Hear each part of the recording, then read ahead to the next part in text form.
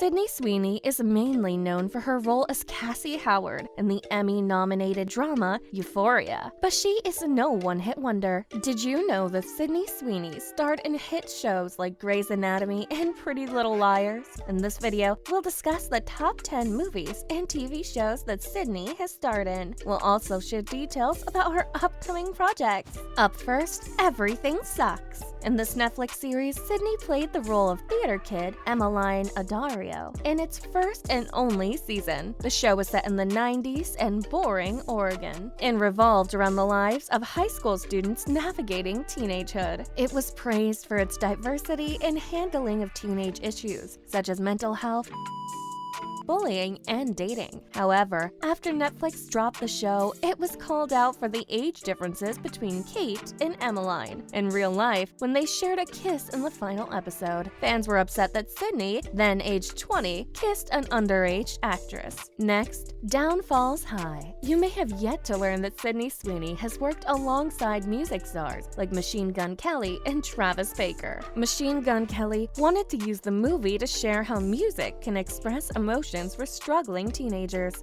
Downfalls High is a musical inspired by Machine Gun Kelly's album, Tickets to My Downfall, following two teenagers, an outcast named Felix and a popular schoolgirl named Scarlett, who start dating each other. The movie is a celebration of punk rock and love. Continuing now to Big Time Adolescence. If working with Machine Gun Kelly wasn't surprising enough, Sydney also starred in Big Time Adolescence, alongside none other than Pete Davidson. In this movie, she plays a girl named Holly, the girlfriend of Pete's character, Zeke. Both Zeke and Holly try to negatively influence and mentor their younger friend Mo throughout the movie. Similar to other movies Sydney has starred in, Big Time Adolescence focuses on issues that young people can relate to. One of the most critical themes in the film is how young people have a different definition and understanding of what a fulfilling life looks like. Up next on the list is Clementine. In this romantic queer film, Sydney stars alongside Omara Marrero as Lana, a girl with whom Omara's character forms an intense relationship. Omara Marrero's character, Karen, encounters Lana when she breaks into her ex-lover's lake house after being dumped. Unfortunately, this wasn't one of Sydney's most popular movies. Although her acting was praised overall, the movie has a low rating, with critics explaining that the film felt unfocused and unfinished. Next, we have Once Upon a Time in Hollywood. Okay, I know I already mentioned some very high-profile stars that Sydney has starred alongside, but this movie takes the cake in that category. Sweeney took on the role of Diane Lake, a real-life member of the Manson family cult. In this multiple award-winning film, directed by acclaimed filmmaker Quentin Tarantino. In this movie, Leonardo DiCaprio and Brad Pitt star as an actor and his stunt double who strive to achieve fame in Hollywood's golden age in 1969 Los Angeles. Continuing on, Nocturne. Although we usually see Sydney restricted to drama roles, in Nocturne she plays the role of Julie, a troubled piano prodigy. This movie tells the story of a girl pursuing greatness through a psychological horror lens. Throughout the film, Julie wishes to be a better pianist than her twin sister Vivian. This desire is kicked into overdrive when Vivian gets into Juilliard. Julie's fears of mediocrity ultimately causes her to spiral down a destructive path of jealousy. Despite this being a unique role for Sydney, her acting was received exceptionally well. The movie has been compared to Black Swan.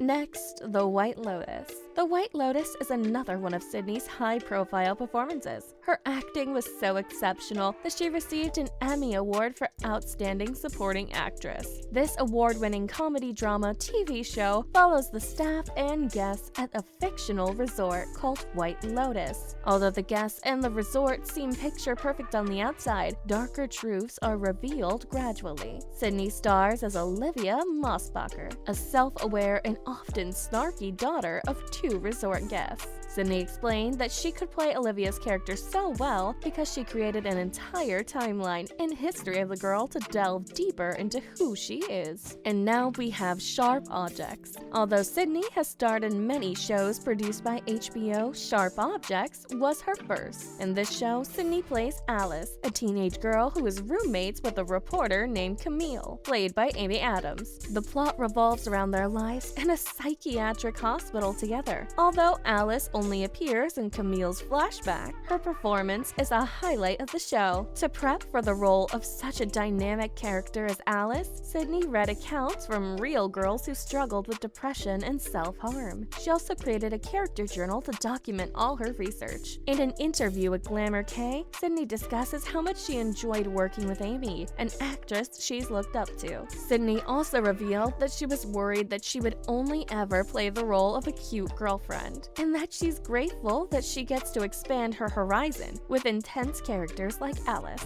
Continuing to The Handmaid's Tale. The Handmaid's Tale is a record-breaking dystopian series based on the best-selling novel by Margaret Atwood of the same name. Sydney, starring alongside award-winning actress Elizabeth Moss, plays the role of a 15-year-old child bride named Eden in a world where birth rates have fallen drastically, and women are forced into slavery to bear children to increase it. Eden was a firm believer in the Gilead, and her family was involved in creating this dystopian society. She told Last Magazine that she brought Eden to life by dressing in things she would wear from head to toe, and she memorized and recited specific prayers that the character would have known. Finally, we have Euphoria. Euphoria is a show that Sydney is most remembered by. The show was famous for its attention-grabbing makeup and stunning visuals. In fact, this award-winning drama is the most tweeted about show of all time, similar to Everything Sucks. Euphoria also explores themes of teenagers and issues with mental health, trauma,